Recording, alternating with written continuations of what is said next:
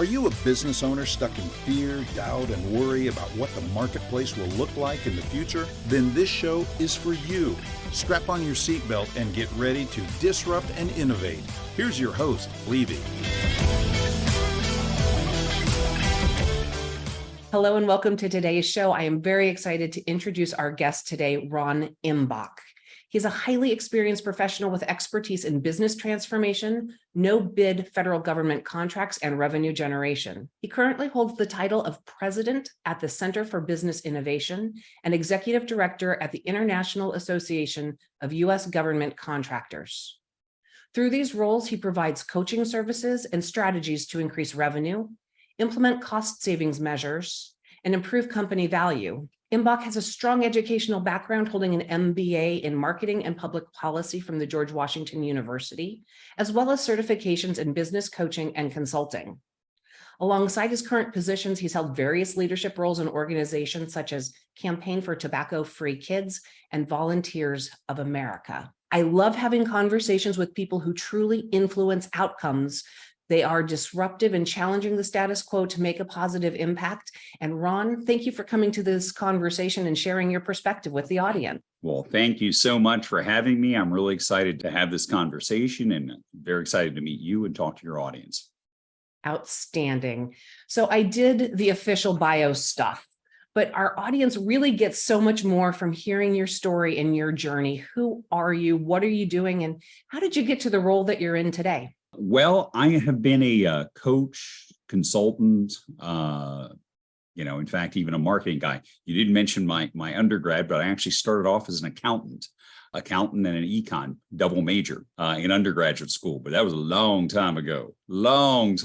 But more recently, it has been, I love focusing on the marketing side of things, my MBA, but, have worked for all kinds of size organizations, small organizations, large organizations, startup organizations, mature companies, work for-profit, nonprofit, startups, everywhere along the line. Okay.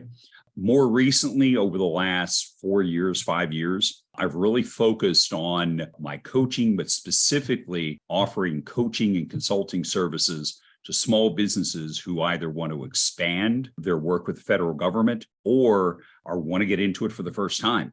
Maybe they've heard a lot about it. They know the federal government spends a lot of money. And they say, okay, how do I get into that? And, my partner and I had known each other for a while before we started our businesses together, the two businesses I'm in with him. But, we usually do brainstorming sessions, once or twice a year. What are you doing? What am I doing? That kind of thing. And we both kind of said the latter part of 2019, why aren't we in business together? We should be in business together, right? And I looked at it from my coaching, and I had been doing a lot of coaching at the time, with a lot of different kinds of businesses.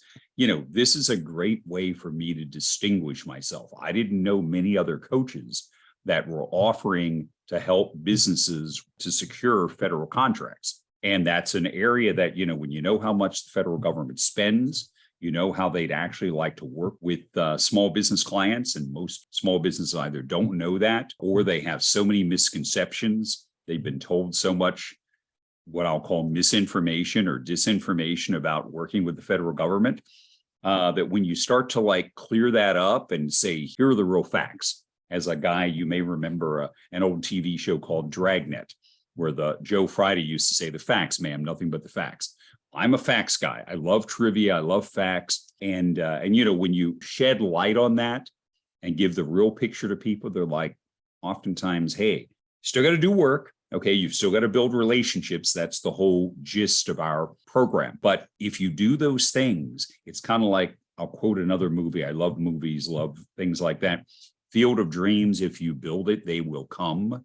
From a field of dreams, well, if you build the relationships with decision makers in the federal government, they will come and they will give you contracts. So that's really exciting. It is really exciting. And for people listening, right, I talk to people in all sorts of different industries, and talking about doing business with the federal government might be having some people pause and scratch their head about, the concept of disruption and innovation, but it's an avenue where all of this is possible if we understand the facts and how to play the game.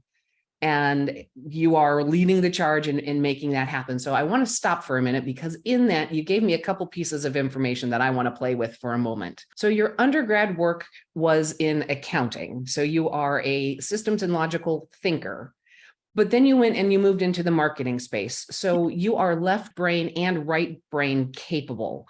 I love talking to people who play in that space because you actually think differently than the rest of us. Okay. All right. How has that I influenced? would probably be accused of that in a lot of different ways, but we won't get into all that on your show. Okay. But go ahead. I'm sorry. No, and I appreciate that mindset. I definitely get accused of a lot of things. But being able to come at it from a creative perspective, right, when you're in the marketing space, and then relying heavily on facts and analytics, it's a broader perspective that you offer to your clients. And I love talking about that and from that perspective. So I can't wait to hear how you sort of seat yourself into this space. Disruption and innovation. So from my perspective in this audience, we talk about being disruptive is a choice that we're making. We're choosing to challenge the status quo and make positive impacts for a better future for ourselves, for our businesses, for our communities, however that is pertinent, as opposed to responding to disruption like a pandemic. So we're in that space of actively choosing to play in that, and how that then drives innovation. So with the work that you do, how do these concepts tie into the coaching and the consulting that you're doing for your clients and the projects that you're working on? Well, one of the things I tell a lot of people when I begin talking to them about federal contracts, we'll go back to that concept I mentioned a few times. I actually call them federal contracting myths and misinformation. Okay. And what I like to tell a lot of folks in business, a lot of folks will come to us and say, my business is stagnant. I don't know how to grow it. I don't know how to do this. And exactly what you're saying about disrupting, changing, you've got to look at something, because you've been doing the same kinds of things for a long time. And we all know how difficult change is, right? People don't like to change. They can like to continue to do things the way they've been doing things. However, oftentimes that's sending us down a path that's not a good path. It might even be a path that for businesses can even drive them out of business, but they'll continue with the blinders on going down that path. So I'm here to kind of let me shake this up. That's why when I, a few years ago, when my partner and I started working together, this just seemed like such a great, because, I do a lot of the typical things that a coach does, in trying to help generate revenue. But here was a new thing that a lot of people, and if people are open to it, I've always heard the government spends a lot of money. Well, yeah, they do. Every year, over $600 billion in procurement contracts. That's a lot of money. Biggest customer anyone can have anywhere in the world, the US federal government. Okay. So just getting folks off of these ideas that they have, shaking them up a little bit to try something new. Okay, if your business is stagnant, if you're not happy with where it is, if you want to take it to another level, but you have no idea how, why not try something new? Why not try a revenue stream? Okay, that's different than what you're doing now. And the federal government, it's there. Now, it's not easy. I said that in my first few moments speaking. It's not easy. You've got to build relationships. And for any of us who build relationships, and most business people do, and I would also say this from an enjoyment perspective. One of the things I say in a masterclass that I give on this all the time is, would you rather complete and submit and work on 80, 90, and 100-page bid proposals, bid specs, they call them? Or would you rather build relationships with federal contracting people? Because they're, contracting officers, buyers, end users for the federal government, they're just like you and I. They're not weird monsters. Okay, they're nice people. All right. Now they may have to, they've got their ways they have to do things. You have to go about things a certain way. But then I think we've all filled out a tax return. We know the federal government wants things done a certain way, right? So you have to go about it a certain way. But once you build the relationships, I love the stories when clients tell me, oh, yeah, we got into talking about their kids, where they're going on vacation. I spoke to someone about they're going to retire in 6 months and they'd really love to help me out. They're people, build relationships with them. And the same way You can build a relationship with someone that comes into your store, and you might do $100 ticket, nothing wrong with that. But you build a really good relationship with a federal contact and decision maker. That dead, instead of being $100 ticket, that could be a $10,000 contract, a $100,000 contract, maybe even someday $1 million contract, because the federal government has those kinds of funds and they need to spend them. And in fact, they love to outsource. So they love to work with businesses. And now you have to build the relationships. I always tell our clients, build the relationships and do a good job on everything you do for them. Okay. And then if you do that, guess what? They want to work with you, so they'll keep giving you contracts. And then poof, suddenly you're like, my goodness, I've done $10 million in federal contracts. Doesn't happen overnight. I'm not going to ever tell you it's easy. It's not a magic wand. It's not pixie dust, nothing like that. Okay. You got to build the relationships, but in the same amount of time you'd build relationships on the commercial side. If you invest a good amount of time on the federal side, you can create a wonderful income stream that I'm going to use a phrase for you that I think your listeners will like, an income stream that can be recession proof. Okay. So because the let's federal play with government, that. yeah, spends money all the time. And it's a really big, I want to just pause and play with this for a moment. So recession proof is, right, everybody's ears totally just perked up because, right, are we in one? Are we approaching one? Is it real? Isn't it real? But what you've described is just good business. Build relationships, invest the time, make commitments, deliver on those commitments well, and your business will grow. You did not have to be talking about doing business with the federal government. That's just basic stuff. And oh, by the way, if you do this with the federal government, the longevity of it is probably exponentially better than any other business you will invest into that relationship with, right? Quite frankly, because they are the biggest. Okay. So the same amount of time you invest, I mean, I couldn't have stated it any better myself. I mean, you summarized that perfect for working with the federal government. It's no different, the relationship. You do it a little different way. For example, you can't wine and dine federal decision makers. Okay. I mean, they have a very small amount that you can spend on them. So you can't take them out to, Morton's Steakhouse. Can't do that. Okay. But, you can send them very, on a regular basis, communicate with them, build the relationship, educate with them, position yourself as a resource for them. You're going to help them do their job better. Okay. You position yourself that way. It's the same as a relationship with anyone else. No different. Okay. Thank you for being very clear and reminding us about the fact that, right, this is not a wine and dine experience. You are not buying this business. Mm-hmm. So the commitment to the relationship, to the interpersonal interaction, to those commitments that you make and fulfilling them well is that much more important, because your credibility will make or break an ongoing relationship in this space. Absolutely. And like I said, positioning yourself as a resource for them. One of the mistakes some people, let's say someone buys into the fact, I'm going to have to build relationships with these guys. Great. But if you walk in as like Sally salesperson or Sam salesperson, and you're just boom, boom, boom, hit the sale, hit the sale, hit the sale, you're probably not going to have a lot of success because you're not taking the time to build the relationships. Okay, that's very, very, very important. And positioning yourself, the old saying that we're all familiar with, you scratch my back, I'll scratch yours, not by going out whining and dining, but if you can help them, if they've got a question about if you're an IT person or if you're a construction person, they've got a big project coming up and they know they can reach out to you, or they know you just sent them some information saying, I need to be aware of this. I need to be careful with that. You've helped them.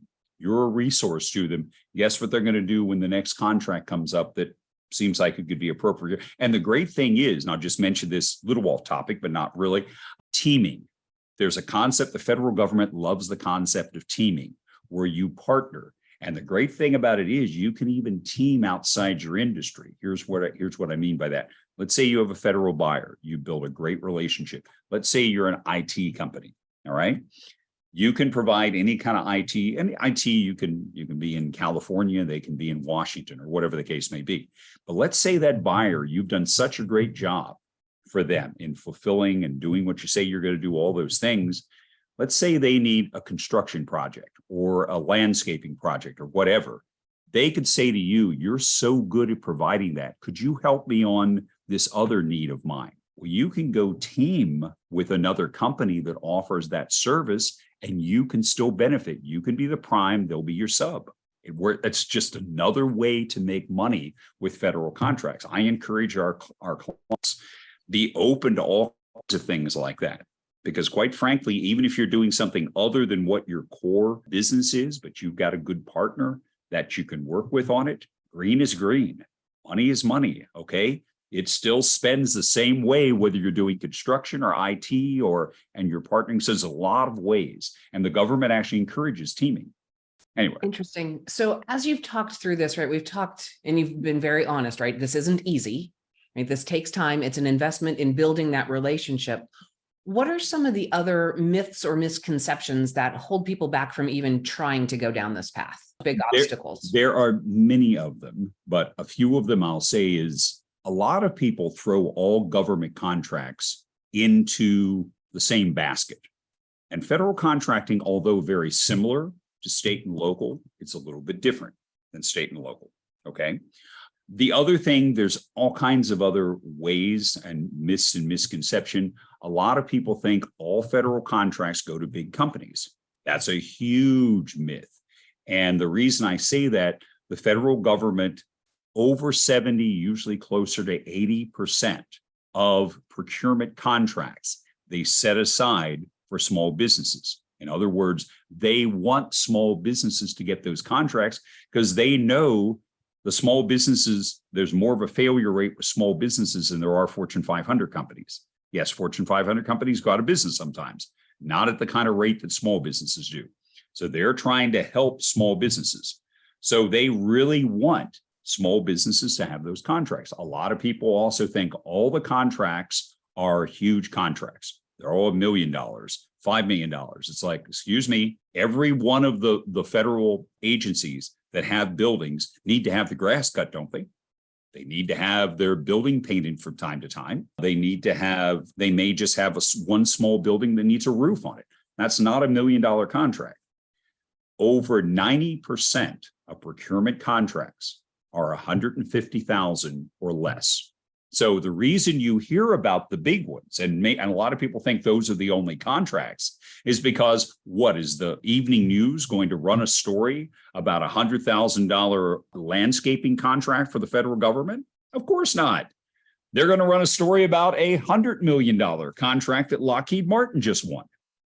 I understand why they do that, but it doesn't mean that those small contracts are the most common ones of all. And those are the ones they target the most.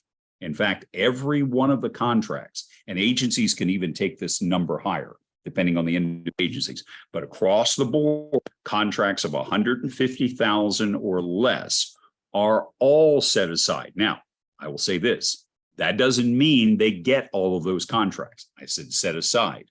They either, oftentimes, our phrase is don't show up properly, they don't have the right registrations, or they go about it the wrong way. And here's what I mean by that. It's probably 100 different ways to get federal contracts, okay, through bidding, no bid, set asides, all kinds of things, okay? A lot of people, what they'll do what I call, if you picture a big house with 100 different doors, okay? Think of all the doors as being a way to get a federal contract. Let's say there's 100 of them. A lot of people will go to one of the doors that's not an appropriate door and continue to try to get in the house through that same door, keep hitting a brick wall, and then suddenly they throw their hands up and go, these contracts are not even for small businesses, they're all for big businesses. I'm quitting. And then what do? They often go tell all their friends because they don't want to look like they're a failure. So they tell all their friends in business, don't even try to get federal contracts, all right? Because they're all for big businesses. Because look at me, I'm a smart business person. I couldn't even get one. I just submitted 20 proposals and didn't get one of them. So there's no way these are for, once again, you mentioned misinformation. That's a huge one right there. And it comes from the people who went about it the wrong way. And then they spread the word, wrong though it is, that those contracts, those federal contracts are not for small businesses. And we as business owners have the potential, right? We get stuck in the pattern, right? So we're knocking on that one door and we've had 20 no's at that door. There were 99 other doors that we never knocked on. Right? Right. Phrased perfectly. Phrased absolutely. I may even use that if you don't mind. I may borrow that for my presentations. It was your analogy. I just took it. I just kept it going and I didn't beat it to death. I think we made that one meaningful. It's obvious, Ron, that you love what you do and you love the impact that you make with your clients. What's the one thing in this experience that if people are listening and have never actually considered doing business with the federal government because of all of the misconceptions that they've heard throughout their career and building their business, what would be the reasonable first step for them to take to figure out the right way? Well, I'll tell you, I do have a lot of passion for this because I've worked with businesses for a long time. I've owned a lot of businesses myself.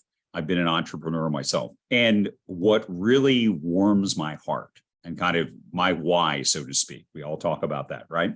My why is knowing that there are so many businesses out there with owners that try so hard. Okay. They put in so much time. Anyone started a business, even though a lot of folks will start a business going, well, I want to like go play golf every day at 2:00 and I don't want to have to work that hard. I don't want to have a boss anymore. We know that's not the case. We know if you go into business, your first year, you're probably going to make far less than you made in your last job. That's just the way it usually is. You're going to work as hard or harder than you did in your last job. Okay. And then unfortunately, the first year, 40% or so of businesses are out of business, even though you may have even invested $50,000, $100,000, $200,000.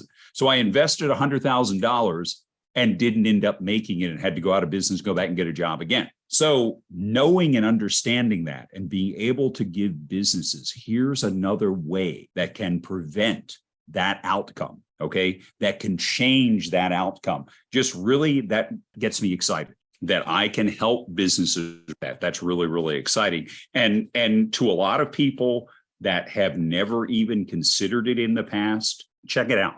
I mean, our website, we have a lot of really good information on our website, www.fedprofits.com, FEDPROFITS, fedprofits.com. We have a lot of great information on there about generating revenue, obviously from federal contracts, but also our cost savings program that our company, especially our CBI company, offers that, which is essentially, okay, if we show you how to generate a lot more revenue from federal contracts, it would be nice if you kept more in your pocket or a higher percentage, right? You don't want to generate a lot of revenue and end up spending it all or on your costs. So let's make it profitable as well. So cost savings can actually help out with that as well. So, I mean, that's my why.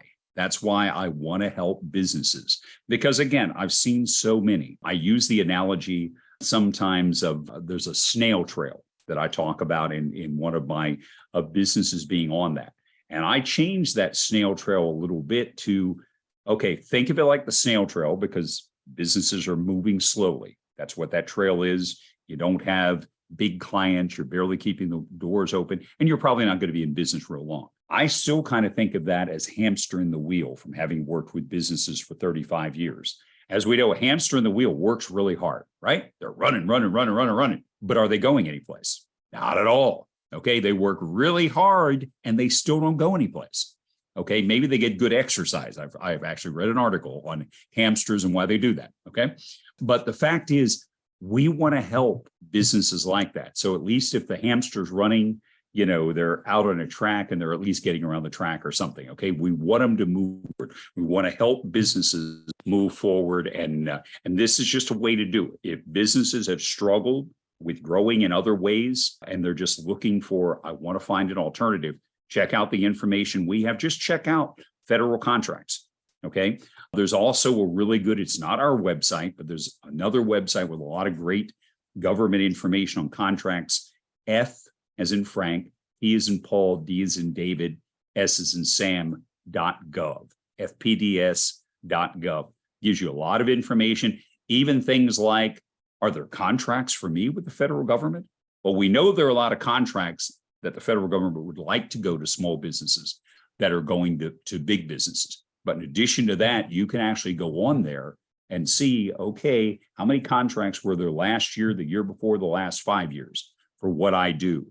And when you see the potential and you see the size of them and you see how much money the federal government spends, it's a very logical thing to like, I want to know more. And if you want to check us out, like I said, you can go to our website. My email address, if you want to email me, is ron@fedprofits.com. Would love to talk to you, set up a time. I'll send you my calendar link and spend 15, 20 minutes. I could shoot you links for our master classes that we have. We have a 1 hour and 45-minute, 2-hour class where we give a lot of great information on the opportunity. It's not a great fit for everyone because occasionally you have someone come in and, I mentioned magic wand and pixie dust before. We occasionally have someone that comes in and does that. And I'm like, this is not easy. You got to build relationships. If you don't think you have to, or you don't like doing that, this is not a good fit for you. Simple. Okay. But if that's what you normally do in business and that's what you enjoy doing, and you put the time, you're persistent, patient, you can do really well with this. One of the things that I love, and Ron, you've reiterated it several times, but I want to try and bring this all back around for the group, right? It's not easy. These are relationships and it's an investment of time and energy. But in this, the misconception and the myth that there aren't contracts for small businesses, you've told us that is not the case. And actually, the federal government prefers and wants to set aside and do business with the smaller businesses. But that Fortune 500 group, which is less than 5% of businesses that exist, ultimately will get bigger pieces of that business because they can fulfill it. And they are good at building those relationships and exercising those relationships, and they have teams of people dedicated to it. There are more small businesses that can engage and do this work and grow their business because the government actually wants to do business with you. And that is something that I don't think I've ever heard anybody say quite that explicitly before. And so why are we having this conversation? Where's the innovation in all of this? Well, the innovation is doing business differently. If your revenue stream is not growing, if you are stagnant, if you are stalled, here is an opportunity to build a new stream of revenue for your business that once you've put in the time and you start securing the deals and you fulfill them well, this machine continues to run because now you're credible and you have that relationship, and that's how this part of that revenue machine works. And that is internal innovation for a business owner, but it's one that can be game changing. And also one little point, and I'll make it quick, I promise. But even, remember I said they dedicate or set aside more contracts for, although those contracts are often going because they're prepared, they've got the experience, it's going to big businesses. But here's a nice little caveat to that. My first experience with federal contracting was all the way back in like 1989. I was like 8 or 10 at the time. But anyway, there you go. We'll go with that. But it was a long, long time ago. The reason I say that, it's not like I had some incredible contacts with the federal government. I had worked for a big consulting firm. Now, I didn't even know this when I was hired at the time by that same consulting firm. They brought me on as a consultant. Now, frankly, one of the biggest consulting firms at the time in the world still is. Did they need to bring me in? You're telling me in their entire organization, they didn't have someone else to bring in. The reason they brought me in, they got a huge contract, but with that contract came the stipulation that they would subcontract out over 30% of that contract to small businesses. Me, even though I was just Joe consultant, okay, at the time, I was still a small business. So that helped them fulfill that requirement of the contract. So if anyone ever thought, oh, this is just a big business game, not only does the federal government set aside all these contracts for small businesses, all these contracts, even the contracts that go to the big guys, the less than 5% of total businesses that you talked about, even those contracts, they have to subcontract out over 30% of it to small businesses. So if you play this game the right way, to any of your listeners out there, and if they're open to doing something a little differently, not doing things the way you've been doing it, to try and take your business to another level, to try and change, your direction, okay? If you're not doing well, Try something different. Okay. Go in a different path. Federal contracts can be that path. Build the relationships. The federal government would like to work with you as a prime, or have you work with a sub with one of the big companies they give the big contracts to. They really want to work with you. So I would just encourage your listeners, just keep that in mind, please. And I think for many people who might be listening, this is probably a little bit mind-blowing and something that they've never thought about because of the myths and the misconceptions that are very real in the small business. You feel small. So with all of the work that you're doing, with the paradigm shifts that you're trying to create with your clients and in the small business space, when you look to the future, what are some of the long-term opportunities, the things on the horizon that may be different than they are today? Well, I think the good thing is, for small businesses, I think more and more people, as they become aware, and I think a lot of people think about, that's one of the things I put up a slide in my presentation called Unsettling Facts. And I tell everyone ahead of time, when you see these facts about small business startups, you're going to be ready to run for the door, screaming and pulling your hair out. Okay. Please don't do that. I want you to wait through the rest of the presentation, the rest of the masterclass, and start thinking about how this picture could change. Okay. As you look today at how so many areas of business, I've gotten kind of interested recently in AI and just learning more about it, how it's going to change, all of us. And it is. So I think for businesses to just continue along whatever path they are without considering new types of things, like how is something like AI going to affect them? Okay. And then understanding that the federal government never pulls back. In fact, during a recession, they're spending more during a recession to help stimulate, pump money into the economy. Because of that, that's a great opportunity, because there are going to be a lot of areas of business. I don't think I need to tell you because of your program, you know this, but there'll be a lot of areas of business that are contracting, they're declining. And if you're a business that you can't adapt, you can't change, okay, and that, let's say you're in an industry that's shrinking, what happens to you? Are you just going to naturally just shrink your business with the industry that you're focused on? Or are you going to look for other things you can do, other revenue streams? And I think the federal government is a revenue stream that most people are not even thinking about. Because I'll give you another little stat. I love stats. We talked about that before. 2% of small businesses that should and could work with the federal government as a prime contractor are ready to do so, meaning they're registered. They have something called a capability statement that's in the format the federal government wants it in. 2%. So let me ask you, for that other 98%, if you're in an industry, let's say you're in construction, because that's one of our big industries, you're in the construction industry, and in construction, you're one of the 2% of construction businesses that can be a prime contractor with the federal government. Does that give you a huge advantage, a competitive advantage over your competitors in your industry? Absolutely, it does. So again, look at things differently, because I just think every business, this is not, as there used to be a commercial, and you may remember this. This is not your father's Oldsmobile, I think was the name. I should know the quote. Grandfather's Oldsmobile. Mm-hmm. Okay. This economy is going to continue to change in a variety of ways as more technology and automation, and again, AI, and just all kinds of things happen. You've got to be willing to change. Well, I can tell you one consistent thing. The federal government spends more money every year than they did before. They are the biggest single customer that anyone can have in the entire world.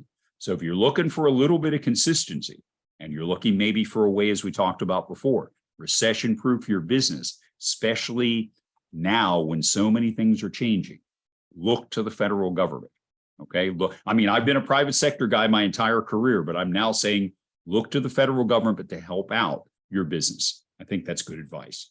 Well, I guess I'll own that I sit in the 98% that has never even considered how I would want to, or if I could do business in that space. And so I may have homework of my own, Ron. Thank you so much for this conversation. I think that we've talked about things that many business owners simply don't even understand that that possibility was there, and that the opportunity to create the federal government as a revenue stream into their business can be and would be a game changer for most small businesses. And I personally had no idea. My brain exploded a couple of times as we were talking, as I was thinking about the actual. I never noticed. Thank you. That's what the big hair is for. It covers all that up. But this is a game changer for a lot of businesses who are well situated to solve needs that exist. You gave some really, simple examples in construction, in groundskeeping, in janitorial. How many of all of those types of businesses are actually small businesses, and most of them are. This is fabulous conversation. With all of this, you've shared ways to reach out to you, and we'll put all of your contact information, the fedprofits.com and your email in the transcript and in the show notes, so people can reach out if they want to. If there is one thing, and I'm going to throw this question at you because I'm going to let you laugh at me. If I gave you the magic wand, what one thing would you just zap and change? Regarding our program, or regarding business, or regarding business? Whatever I want. Okay. It's wide open. I would just say to businesses, I love working with small businesses. As I mentioned before, that's my why. Helping people, get paid for the hard work they put in, make what they deserve. I would just, to make people be a little more open-minded. All right. If people are open-minded and they look at different opportunities, instead of, I've been doing it like this forever, I'm going to continue to do this, even though as a coach and a consultant, I come into many of those situations and look at them and go, and that's why I may not tell them that, because I'm going to try and change them. But I may say that's why you've been going downhill for quite some time. You've got to look at different things, be open-minded, be curious. Okay, that's very important. Be a learner. Want to go out and find new ways to do this. Doesn't mean everything will work for everyone. I said it regarding even federal contracts. It's not a fit for everyone. I once had someone tell me, I like to be an order taker. I don't like to build relationships. I want to put an ad in the paper, and that's absolutely fine. Different strokes for different folks. I'm not exactly a mild-mannered, shy person myself, so I don't quite understand that. But that's me, right? So I just if folks will just be open to new ways of doing things, okay, a new way of generating more revenue, whether it's federal contracts or, if you've never done crowd sourcing, okay, maybe look at that. If you've never tried to do anything with social media to get your message out there, do that, okay? Just consider different ways of reaching out and trying to get people to see your business, understand what you do, and give you a try. That's very, very important. And I hope your audience will consider federal contracts, because I think that's got incredible potential. But again, just thinking of different ways and being open-minded to things like that. And then another part of that, once they learn new things, be willing to execute, implement, take action. That's very, very, very important. All right. So in that big magic wand moment, we are learning and remembering to be curious. We are remembering that it's important to drive revenue, but you also in all of this shared the innovation rate of reducing and having cost savings measures so that we are running an effective business. And through all of this, right, learning something, implementing, executing well, right, being credible and honoring the commitments that you make.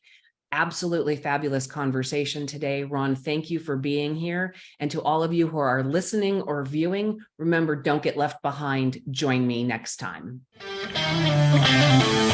That's it for today's episode of Disrupt and Innovate. Head over to iTunes and subscribe to the show. Every single week, one lucky listener that posts a review on iTunes will win the grand prize drawing, a $15,000 private VIP day with Lisa Levy. And be sure to head over to disruptandinnovate.com and get your free copy of Lisa's gift. And join us on our next episode.